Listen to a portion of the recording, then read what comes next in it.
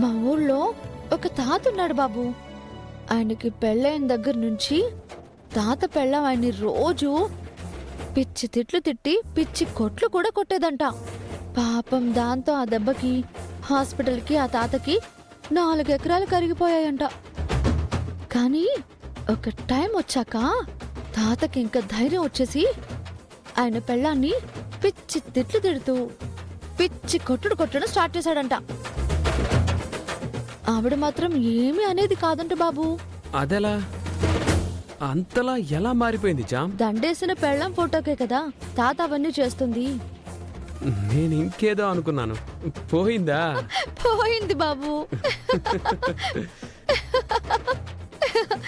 ఇంకో బామ్మకేమైందో తెలుసా?